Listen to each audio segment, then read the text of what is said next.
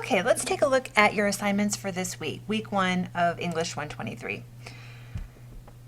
Every week in your learning activities, you'll see a little grid that looks like this. And this is all of the assignments that are expected to be done this week. And then over on the right-hand side is the day that they're due. All of your assignments typically are due by day 7. Okay, in this case, this thesis review activity, it says it's done in class. That's in the case that we have a hybrid class and we're going to meet, but that's something that you're going to do this week. As long as it's emailed to me by Sunday, you'll be fine.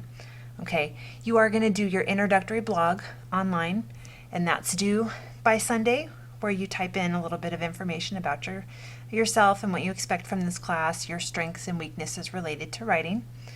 You have a reading assignment to do here from both the St. Martin's Guide, and I will, in my emails and in my notes, sometimes I'll reference that as the SMG text. In case you're wondering what SMG is, it's the St. Martin's Guide. Writer's Brief Handbook, you have a little reading here.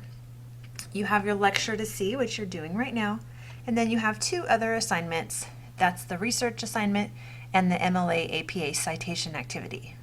The grammar review is something you're just going to do and look at online, but it's not anything you're going to turn in for points.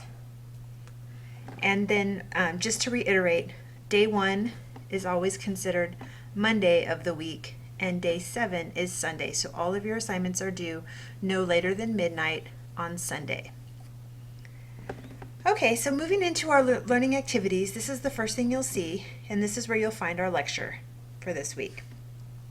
Underneath that, you're going to have a link to the CBU library website, and this is going to take you through some activities where you're going to hone in on your research skills, do some activities, and then that works together with this assignment here, your research assignment, where you will answer the questions related to doing research-based writing.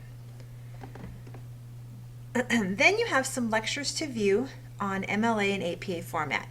This whole class is all about expository writing, and that is writing based on factual information that you've researched, pulled in and woven in with your own opinion and beliefs and feelings and thoughts. Okay, there's not going to be any kind of fictional writing. This is all fact-based nonfiction writing.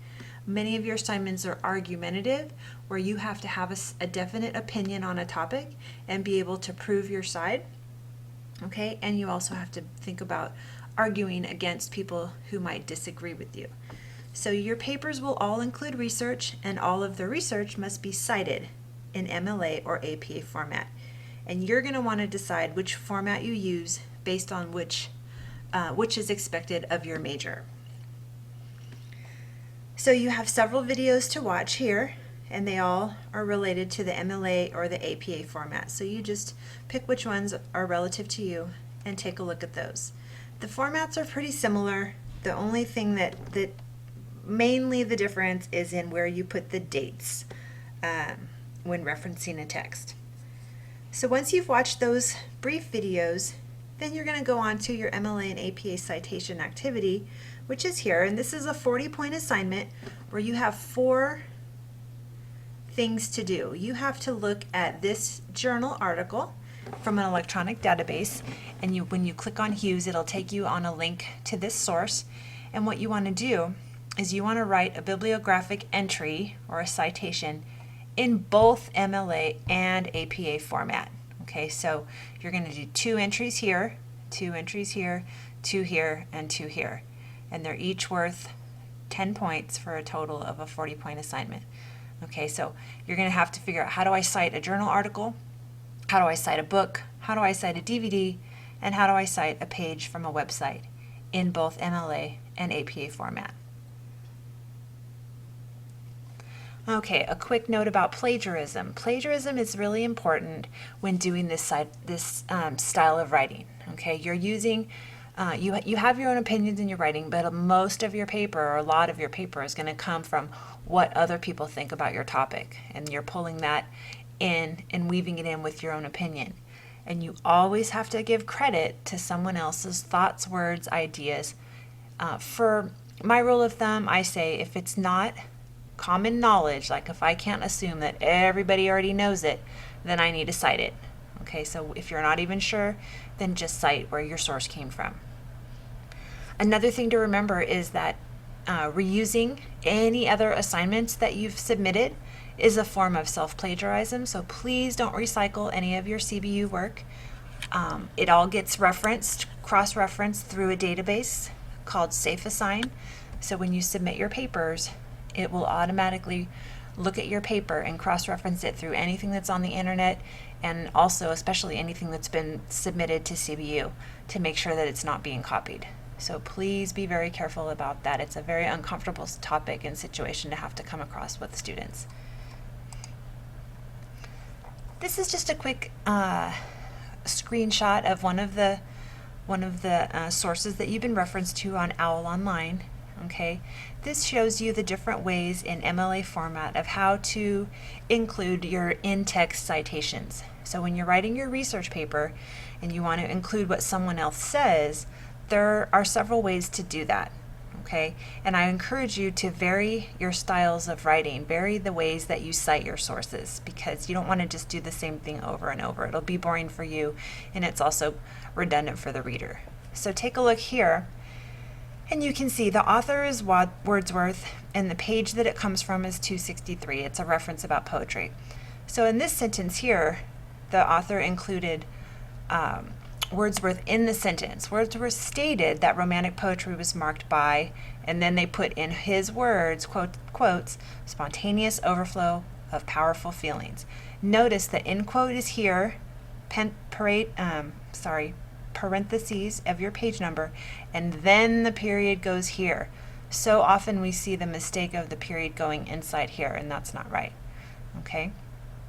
There's another way to say it where you don't include the author's name in your sentence, and then it needs to go, if you don't do that, it needs to go at the end. Okay, Wordsworth on page 263, period. And notice in these two cases, the author took direct quotes because they felt like they couldn't say any better what was already written, so they wanted to quote it exactly. However, in this case, there's no quotes, so that means it's paraphrased. And I encourage you to also consider doing that as a variation. Take what that source says and put it into your own words, but you still need to give credit to where it came from. Okay? Wordsworth extensively explored the role of emotions in the creative process, found on page 263. So I want you to play with this, have a little fun. It is weird if this is your first time doing this. It's very technical and it's bizarre to be putting quotes and parentheses in the middle of your sentences, but just play around with it, and we'll keep working on it to brush up on your skills. Some examples here of what I just said. These are different ways to vary your sentence structure when citing your sources. Okay, according to so-and-so, and then quote it, or in, and then name your book or your title of your article, this source, the author states that, and you put it in your own words, then give credit to where it came from. Or you can take the quote directly with your quotation marks around it, or you can paraphrase it completely. And here's a sample works cited page, but you're going to have lots of practice with this week. Okay, so we want to look at the thesis statement, and this is an assignment that I want you to do. I added this in as a 25-point, I believe, assignment for this week in Blackboard, where I'm going to give you an opportunity to practice writing a thesis statement. What on earth is a thesis statement? A thesis statement is the driving force for your whole paper. It's one clear sentence that says what your whole paper is going to be about. Okay, it's not the first sentence in your essay, but it usually is found in your introductory paragraph. Perhaps it's usually the last sentence in that intro paragraph. And there's some features that we're going to be looking for. The good thesis statement needs to be clear. It needs to be arguable, meaning it's your opinion, so it has a side to it. It's not just a clear fact. And it has to specifically give your claim, okay? It has to be argumentative, and it has to say what your claim is. And there are examples in your St. Martin's Guide on page 608 if you want to take a look, okay? And then the rest of your paper needs to be all of the reasons that support that thesis statement, okay? Perhaps, for example, let's talk about in just numbers. 3 body paragraphs, maybe like a 5-paragraph essay. You have your introduction that includes your thesis statement of whatever you want to argue. You have 3 main reasons. Those 3 main reasons become your 3 main body paragraphs of all about reason number 1 is that first body paragraph, reason number 2, supporting your sources, reason number 3 in that third body paragraph, and then a conclusion. Okay, just for those of you that are visual people. So this is an assignment I want you to do. It's nothing formal. You can jot these down or you can type them up in an email and email them to me, but I want you to write 3 practice thesis statements and email them to me as soon as you get done. Hopefully this week, but preferably if you could get it done before Sunday, that would be good. That'll give me an opportunity to give you some specific feedback about what works and what doesn't. So these are the topics, and you need to transform them into 5 thesis statements. Okay, so the worst pet in the world. What would you say? What's a thesis statement? If you were going to write a paper about the worst pet in the world, what would your thesis statement be? Don't forget, it has to be clear, argumentative, and be your opinion. Okay, the second one is an evaluation of a text. What that means is pick your favorite or maybe your least favorite book and make an evaluative claim. You know, The Hunger Games was the worst possible book on the planet for several reasons. There's a thesis statement right there. You can't use that one. Okay, but I didn't say what the several reasons were. Those would become my body paragraphs. But I said it's clear, it's my opinion, and it's specific. Okay, The Hunger Games was the worst possible book on earth for several reasons. There's an example of a thesis statement. Okay, the third one, write a thesis statement about what you think about attending college.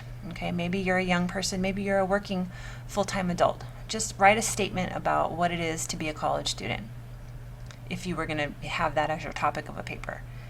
The fourth one, you can choose the death penalty or abortion. Definitely a hot topic. So make a thesis statement.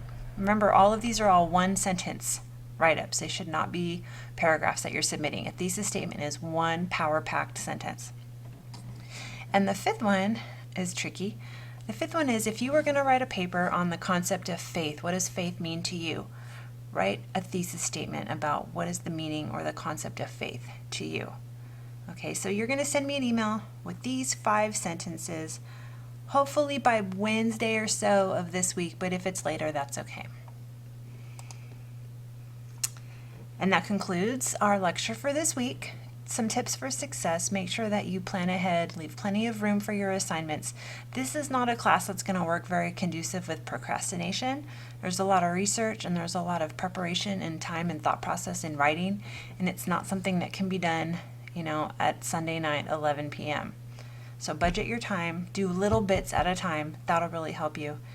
Please make sure you proofread your work. Proofread.